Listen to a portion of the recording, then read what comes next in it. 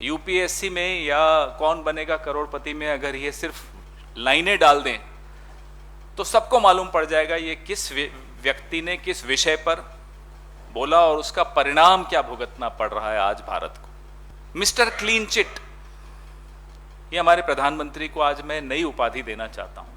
Mister clean chit ने चीन को एक क्लीन चिट दी 19 जून 2020 को यह वक्तव्य देकर। इतना गैर जिम्मेदाराना बयान था कि जितनी बार इसको दोहराया जाए उतना कम होगा। इस वक्तव्य की वजह से जो हमारे गलवान को लेकर, घोघरा को लेकर, हॉट स्प्रिंग के एक हिस्से को लेकर जो करारनामे भी हुए हैं, जो समझौते भी हुए हैं, वह भी गैर बराबरी के समझौते हो गए। The balance is tilting towards China. गैर बराबरी के समझौते चीन की समझ में आ गया, विश्व की समझ में आ गया कि भारत में एक ऐसा प्रधानमंत्री है जिसको भारत की भौगोलिक संप्रभुता से अधिक, भारत की सीमाओं की सुरक्षा से अधिक अपनी कृत्रिम छवि की चिंता ज्यादा है। Here is the Prime Minister in India who is more worried about an artificial image of masculinity which he has created about himself, much more worried about that than the geographical integrity of the borders of India. ये कोई छोटी बात नहीं है, ये बहुत ज्यादा खतरनाक ऑब्जर्वेशन मानी जाएगी पूरे विश्व द्वारा, और इसके जिम्मेदार और कोई हो ही नहीं सकता। वही व्यक्ति हो सकता है जिसने ये टिप्पणी की थी। भारत के हमारे पराक्रमी सेना के हमारे जो सेना प्रमुख हैं, उन्होंने कहा China is here to stay. तुलना कीजिए प्रधानमंत्री के वक्तव्य की कि ना कोई घुसा है, ना कोई आया है, ना कोई है, China is here to stay. ये तुलना करके भी आपको अफसोस होगा कि ये क्या हो रहा है। जो हमने हासिल किया था, हमारी वीर सेना ने दक्षिण पैंगोंग में हासिल किया था, वो भी हमने गंवाया। जहां हमारी पेट्रोलिंग होती थी अप्रैल 2020 से पहले तक, वहां अब पेट्रोलिंग नहीं होती, यथास्थिति नहीं वापस हम स्थापित कर पाए। एक वीर देश, एक वीर सेना और एक कमजोर प्रधानमंत्री, बताइए ये कॉम्बिनेशन कैसी सुनाई देती है। सेना के पराक्रम में न 67 में किसी को संशय हुआ, न 71 में किसी को संशय हुआ, न कारगिल के दौरान किसी को संशय हुआ। सेना के पराक्रम पे संशय हो ही नहीं सकता। और मैं हिम्मत मेरे में है ये बोलने की कि 62 में भी सेना के पराक्रम में कोई कमी नहीं थी, 65 में भी नहीं थी, 67 में भी नहीं थी, 71 में भी नहीं थी, 1990 में भी नहीं थी, 99 में। यहां हमारी कमी राजनीतिक इच्छा शक्ति की बड़ी स्पष्ट तौर पे दिख रही है जब चीन कहता है we will not go back. Uttarakhand के 2 इलाकों में घुसकर हमारे पुल डिस्ट्रॉय कर चला जाता है। यह स्थिति कैसे पैदा हुई, इसका जवाब अब क्या होगा, यह चर्चा अब हमें सबको बार बार करनी पड़ेगी। बाराहोटी जो था, बाराहोटी में क्या कभी चीन पहले घुसा था इस तरह से जैसे अब घुसा था?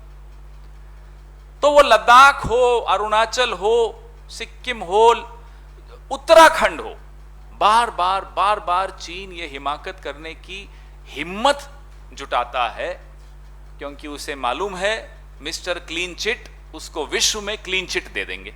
आप कल का जो स्टेटमेंट आया मिनिस्ट्री ऑफ एक्सटर्नल अफेयर्स का कि यूनिलैटरल अटेम्प्ट्स हो रहे हैं चीन द्वारा स्टेटस को, यथास्थिति को डिस्टर्ब करने के, उसको भंग करने के। इस स्टेटमेंट को आप तुलना करिए 19 जून 2020 के से। मैं बार बार 19 जून 2020 का वो दिन आपको स्मरण कराता रहूंगा क्योंकि वह दिन इस देश के इतिहास में एक काला दिन या काला अध्याय माना जाएगा जब देश के एक प्रधानमंत्री ने दुश्मन को क्लीन चिट दी, और वो गलत क्लीन चिट थी। वो अलग बात है कि 2021 के पहले 6 महीने में चीन से हमारा व्यापार 62.7% बढ़ गया है। आप बताइए, दुश्मन देश रिकॉर्ड तोड़ व्यापार, 62.7% बढ़ जाना व्यापार का एक दुश्मन देश से कैसे संभव होता है? क्योंकि मिस्टर क्लीन चिट ने क्लीन चिट दे दी। हम सरकार से यह जानना चाहते हैं कि देश के प्रधानमंत्री ने 19 जून 2020 को देश के सामने, विश्व के सामने एक झूठ क्यों परोसा?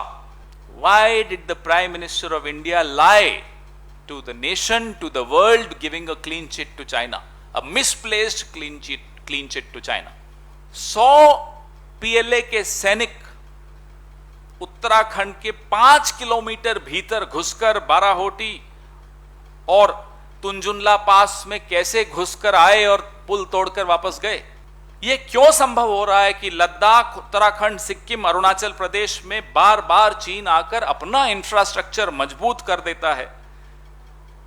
2005 की एक एग्रीमेंट मनमोहन सिंह जी के वक्त हुई थी, उससे पहले भी 4 एग्रीमेंट्स हो चुकी हैं। 93 की एक एग्रीमेंट थी, बॉर्डर पे कैसे कोएग्जिस्ट करना है उसको लेकर, कैसे साथ साथ समन्वय के साथ रहना है बॉर्डर पे उसको लेकर। क्या हुआ उन एग्रीमेंट्स का? आखिर क्या कारण है कि 5 एग्रीमेंट जो हिंदुस्तान और चीन के दौरान पिछले दशकों में हुई, आखिरी मनमोहन सिंह जी के वक्त 2005 में हुई, जो बड़ी अच्छी एग्रीमेंट मानी जाती है विश्व समुदाय द्वारा, उन एग्रीमेंट्स को आप यह सुनिश्चित नहीं कर पा रहे कि चीन उन एग्रीमेंट्स पर रहे। You have diluted those 5 agreements between India and China, the last one being under Dr. Manmohan Singh in 2005, on how to coexist on the borders. Why is this weak government unable to make sure that China adheres to these agreements also? We have a brave nation, we have a brave army, and the army has repeatedly proven its track record of bravery, whether it's 62, 65, 71, 67, 91, 1999, during Kargil. Every time the army has proved its ability, its competence. So why do we have a weak prime minister who dilutes every strength of India?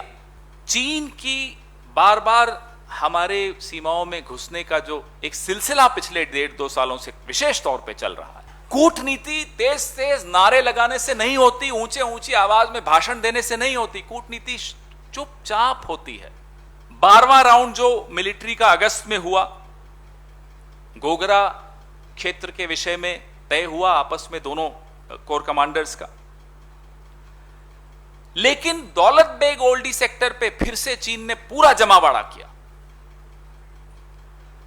ना केवल वहां उन्होंने जमावड़ा किया, S-400 air defence missile system वहां deploy करना यह छोटी बात नहीं होती, यह देश के लिए खतरा है और इस खतरे का आभास हमें और आपको होना पड़ेगा और इस सरकार को बार बार याद दिलाना पड़ेगा कि यह खतरा हमारे बॉर्डर्स पे मंडरा रहा है, यह पहली बार हुआ है, इसको रोकिए। जो बन सकता है वो कीजिए, ट्रेड बाद में हो जाएगी, रोकिए इन लोगों को। ये कितना एयरक्राफ्ट कितने दूर हैं जम्मू कश्मीर से और लद्दाख से? 400 किलोमीटर से भी कम। हमें यह याद रखना होगा कि प्रधानमंत्री और कैबिनेट आज चुप हैं, और मुझे लगता है ये अच्छी बात है शायद चुप है, क्योंकि बोलते हैं तो क्लीन चिट दे देते हैं। लेकिन इन सवालों के जवाब हमें प्रधानमंत्री से चाहिए, और इस बार बिना क्लीन चिट के चाहिए।